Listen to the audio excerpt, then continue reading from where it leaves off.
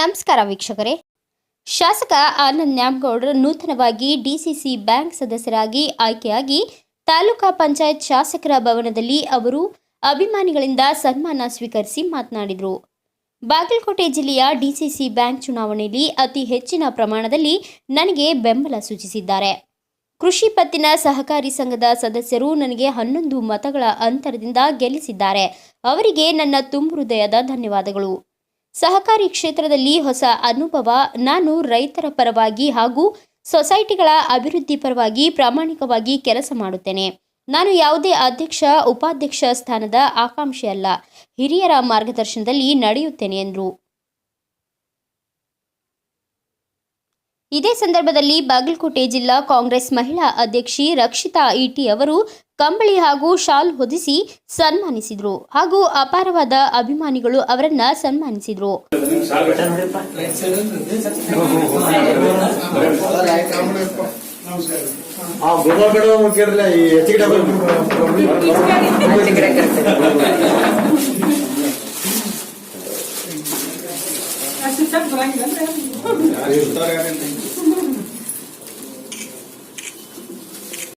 ಸದ್ಯಕ್ಕಿನ ಪರಿಸ್ಥಿತಿಯಲ್ಲಿ ಅಧ್ಯಕ್ಷ ಆಗಲಿ ಉಪಾಧ್ಯಕ್ಷ ಸ್ಥಾನಕ್ಕೆ ನಾನು ಯಾವುದೇ ತರಹದಂಥ ಒಂದು ಆಕಾಂಕ್ಷೆ ಆಗಲಿ ನಾನು ಸಿದ್ಧನಿಲ್ಲ.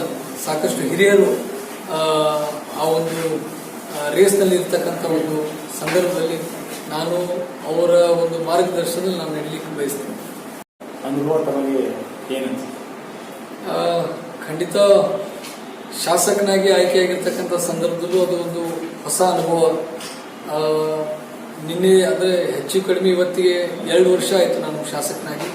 ಇಲ್ಲಿಯವರೆಗೆ ಅನೇಕ ಸಮಸ್ಯೆಗಳನ್ನು ಪ್ರಾಮಾಣಿಕವಾಗಿ ಎಲ್ಲವನ್ನು ಸರಿಯಾಗಿ ನಿಭಾಯಿಸಿದ್ದೀನಿ ಅಂತ ಅನ್ಕೊಳ್ತೀನಿ. ವಿಶೇಷವಾಗಿ 100 ವರ್ಷದಲ್ಲಿ ನಾವು ನೋಡುವಂಥ ಪ್ರವಾಹ ಬಂದಿರತಕ್ಕಂಥ ಸಂದರ್ಭದಲ್ಲಾಗಲಿ ಅಥವಾ ಈ ಕೊರೋನಾ ಮಹಾಮಾರಿ ಸಂದರ್ಭದಲ್ಲಾಗಲಿ ಜನರ ಜೊತೆ ಬೆರೆತು ಅವ್ರ ಸಮಸ್ಯೆಗಳನ್ನು ಆಲಿಸಿ ಅವರಿಗೆ ಹೆಚ್ಚಿನ ಒಂದು ರೀತಿಯಲ್ಲಿ ಅವರಿಗೆ ಮನೆಯನ್ನು ಕೊಡಿಸುವಂಥದ್ದಾಗಲಿ ಅಥವಾ ಬೆಳೆ ಹಾನಿಯನ್ನು ಕೊಡಿಸುವಂಥದ್ದಾಗಲಿ ಆ ನಿಟ್ಟಿನಲ್ಲಿ ಒಂದು ಪ್ರಾಮಾಣಿಕ ಪ್ರಯತ್ನ ಮಾಡಿ ಇಲ್ಲಿಯವರೆಗೆ ಅವ್ರ ಜೊತೆ ನಾನು ಇದ್ದೀನಿ ಅಂತಕ್ಕಂಥ ಇದ್ದೀನಿ ಅಂತೇಳಿ ನಾನು ಹೇಳಿ ಬಯಸ್ತೀನಿ. ಅದೇ ರೀತಿ ಇವತ್ತು ಸಹಕಾರ ರಂಗದಲ್ಲೂ ಕೂಡ ಹೊಸ ಅನುಭವವನ್ನು ಪಡ್ಕೊಳ್ಳುವಂಥ ಒಂದು ಅವಕಾಶ ಈ ಕ್ಷೇತ್ರದಲ್ಲೂ ಕೂಡ ನಾನು ಖಂಡಿತ ನಾನು ಸರಿಯಾದ ರೀತಿಯಲ್ಲಿ ನನ್ನ ಕೆಲಸ ಕಾರ್ಯಗಳನ್ನು ಮಾಡ್ತೀನಿ ಅನ್ನುವಂಥದ್ದು ಒಂದು ನಂಬಿಕೆ ವಿಶ್ವಾಸ ನನ್ನಲ್ಲಿ.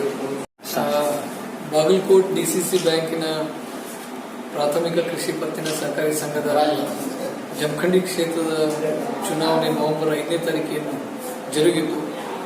ಆ ಚುನಾವಣೆಯಲ್ಲಿ ಅತಿ ಹೆಚ್ಚಿನ ಸಂಖ್ಯೆಯಲ್ಲಿ ಎಲ್ಲ ಕೃಷಿ ಪತ್ತಿನ ಸಹಕಾರಿ ಸಂಘದ ಸದಸ್ಯರು ಹೆಚ್ಚಿನ ಪ್ರಮಾಣದಲ್ಲಿ ನಮಗೆ ಬೆಂಬಲವನ್ನು ಸೂಚಿಸಿ ಸುಮಾರು 11 ಮತಗಳ ಅಂತರದಿಂದ ನಮ್ಮನ್ನು ಗೆಲ್ಲಿಸಿಕೊಟ್ಟಿದ್ದಕ್ಕೆ ನಾನು ಮೊದಲಿಗೆ ಅವರಿಗೆ ಧನ್ಯವಾದಗಳನ್ನು ಹೇಳಲಿಕ್ಕೆ ಬಯಸ್ತೀನಿ. ಇದು ನಿಜವಾಗಲೂ ಒಂದು ಹೊಸ ಅನುಭವ. ಈ ಸಹಕಾರ ಕ್ಷೇತ್ರದಲ್ಲಿ ಪಾದಾರ್ಪಣೆ ಮಾಡ್ತಕ್ಕಂಥದ್ದು.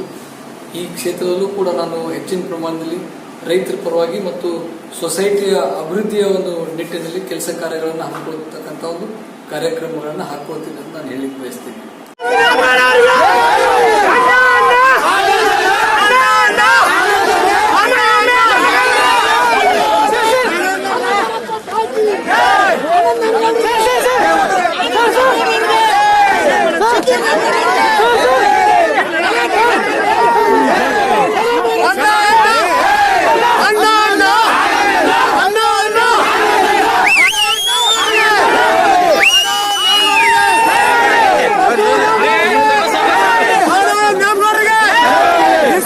No!